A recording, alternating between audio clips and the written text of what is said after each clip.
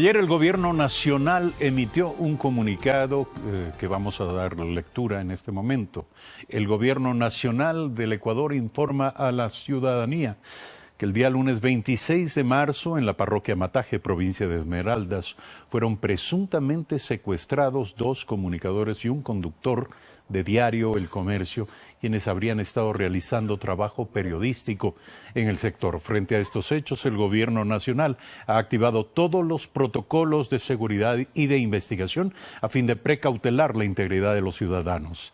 Esta misma noche, esto fue ayer, los ministros de Defensa, Interior y el fiscal general del Estado se han reunido con los familiares y representantes del medio de comunicación para adoptar las acciones pertinentes. Se solicita a los medios de comunicación acudir a las fuentes oficiales para obtener la información. En este caso particular, la vocería será exclusivamente del ministro del Interior, César Navas. Y en horas de la mañana se espera que al inicio de esta jornada precisamente se convoque a los medios de comunicación a una conferencia de prensa para brindar información sobre este tema. Nuestro pensamiento está con nuestros compañeros, colegas periodistas de Diario El Telégrafo. Esperamos que estén bien, esperamos que no sufran ningún género de violencia y que regresen pronto a casa, sanos y salvos. Y estaremos pendientes de las informaciones que emitan las autoridades de manera oficial en las próximas horas. Un comandante del ejército ecuatoriano confirmó que la tarde de este lunes un camión de provisiones se vio afectado por una explosión ocurrida en el kilómetro 5 de la vía Mataje en San Lorenzo, provincia de Esmeraldas.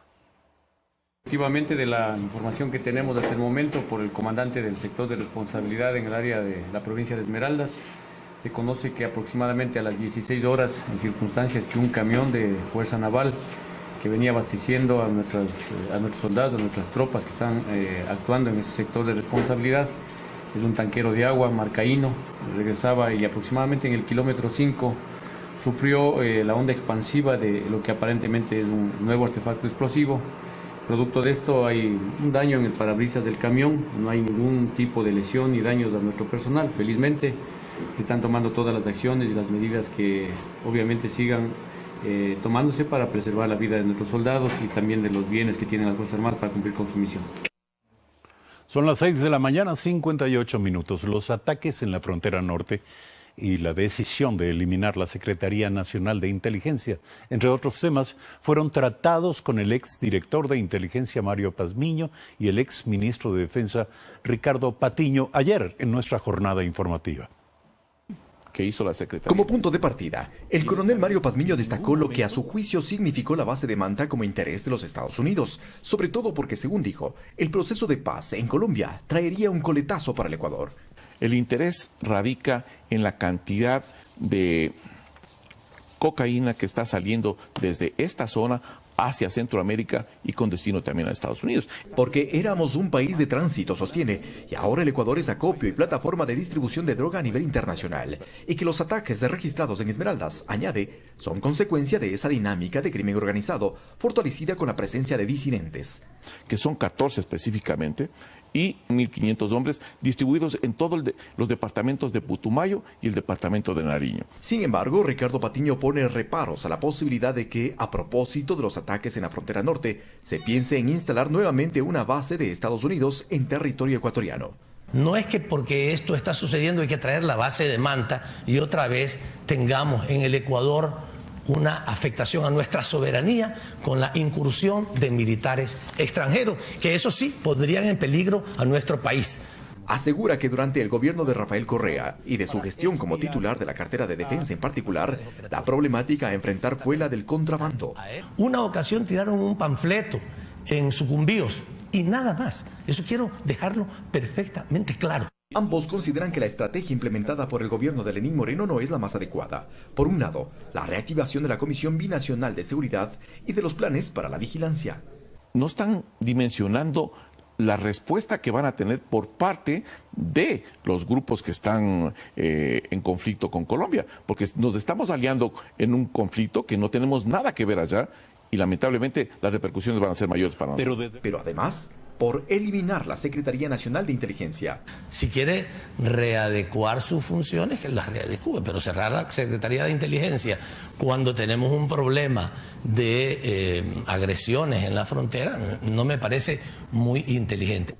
No obstante, Pazmiño considera necesario obtener respuestas a las acciones de fiscalización y auditoría. Y que tienen que ser claramente explicados, porque no es justo que algunos funcionarios de esta Secretaría comiencen a cambiar su estatus, pues.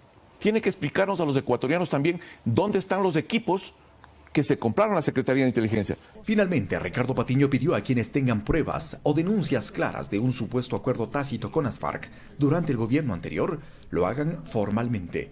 Hay que preguntarle a algunos miembros de las Fuerzas Armadas si ellos tienen información sobre esto, que la denuncien, que lo digan con claridad. Eduardo Córdoba, Telediario. 7 de la mañana, 2 minutos. Esto fue ayer aquí en Primera Impresión.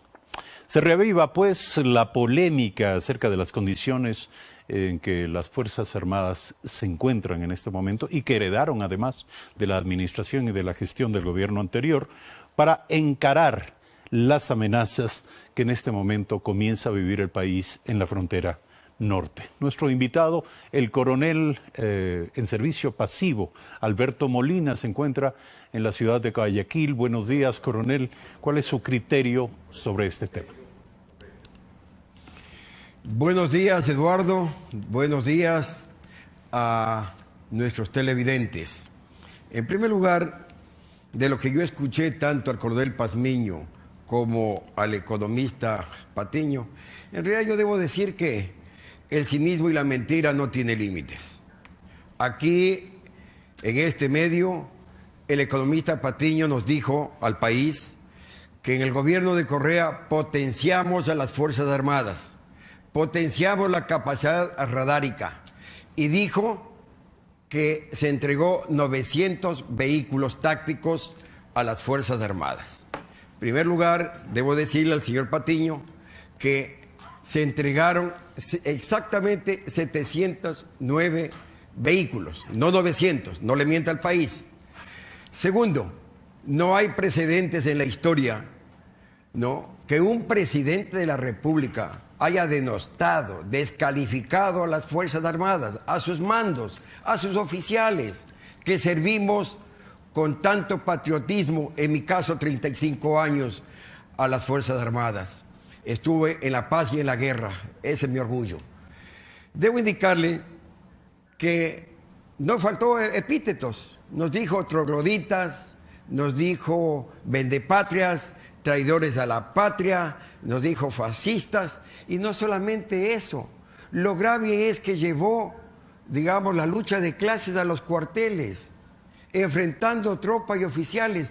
Eduardo, no hay en el mundo una institución militar que no sea vertical, que no sea jerarquizada. Entonces ahí decretaron que tenían que usar los mismos baños, los mismos casinos, los mismos dormitorios. Así no se construye una Fuerza Armada y se para. Ahora, coronel, permítame, ese es capítulo cerrado. ¿Cuáles son las condiciones actuales de las Fuerzas Armadas para encarar la amenaza? Es que,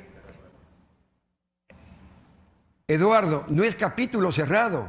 Las consecuencias son esas, el origen de eso, ¿no? Defenestró a 17 oficiales generales del alto mando militar. Un general no se improvisa. Tiene que haber, digamos, continuidad y permanencia en los mandos como manda la ley de personal, pues 2 años en el comando, ya sea como jefe del comando conjunto o comandantes de fuerza. Veamos, señores, cómo cada día fue destruyendo la institución, pues. Tuvimos un ministro Patiño, miembro del Foro de Sao Paulo. En las redes circula, señor, ¿no?, cómo el señor canta el himno sandinista. No sé si con la misma unción, con la misma emoción canta el himno nacional. Eso tiene que ver mucho los ministros de defensa que, digamos, que nombró el presidente Correa, pues. Ahí tenemos al poeta Ponce, enemigo inveterado de las Fuerzas Armadas, al señor Corcho Cordero y a Patiño. Veamos, señores, cómo eliminó la Junta de Defensa Nacional, que era el máximo organismo ¿no?, que administraba los dineros de la Defensa Nacional, pues, y se crea el Comité de Bienes Estratégicos, que es la última instancia del ministro de Defensa. Ahí se compraron los aviones, los helicópteros Druz, por ejemplo, firmados por Javier Ponce. Señores, se compraron aviones como los Cheetah supersónicos, digamos, viejos, usados a Sudáfrica. Mire, en la década del 70 y 80 se compraron aviones Jaguar, Mirage, Kafir, de paquete, de fábrica. Por eso tuvimos éxito en el 95, pues. Ahí se cubrió de gloria la Fuerza Aérea. Compramos, mire, los famosos Druz, pues, que el señor presidente Correa dijo que era bueno porque los seguros estaban pagando el doble. Entonces era un gran negocio, ¿no le parece? De manera que eso debilitó a las Fuerzas Armadas. Permanentemente había un acoso a las Fuerzas Armadas. Mire usted, por ejemplo, se redujo el tiempo, coronel, digamos, de preparación de los conscriptos. Coronel, le quiero preguntar, todas esas circunstancias que usted describe, y sin ánimo tampoco de impedir que usted emita su opinión de ninguna manera, pero tenemos un problema puntual e inmediatísimo. Hay una crisis, hay una amenaza real, creciente en la frontera norte del país. La pregunta es, ¿en qué condiciones las Fuerzas Armadas encaran el reto de controlar esta amenaza? Perfecto, pero solamente un punto más, Eduardo. Después del ataque a Angostura, la base esa donde, digamos, murió y estaba pues Raúl Reyes, el segundo en el mando de las FARC y una veintena de subversivos, el presidente Correa destruyó o eliminó la inteligencia militar y policial, pues. Ahí igual se eliminó la Ley de Seguridad Nacional y se crea la Ley de Seguridad Pública y del Estado. Ahí justamente se crea la Secretaría Nacional de Inteligencia, la SENAIN, conocida de esa forma, que se dedica no a producir inteligencia estratégica para que le entreguen al presidente y a los mandos militares, sino se dedica a perseguir a los adversarios del presidente. Digamos que Correa creía que eran, digamos, quienes estaban en contra de sus ideas y de su política. En todo caso, ese es el antecedente de las Fuerzas Armadas. Ahora bien, para que cumpla una misión, unas Fuerzas Armadas, no solamente debe darle la misión, sino los medios, pues. Si no tiene los medios, por más bien entrenados que estén esas Fuerzas Armadas, por más profesionales, porque una cosa es estar en el cordón fronterizo, considerando que tenemos 3 escenarios.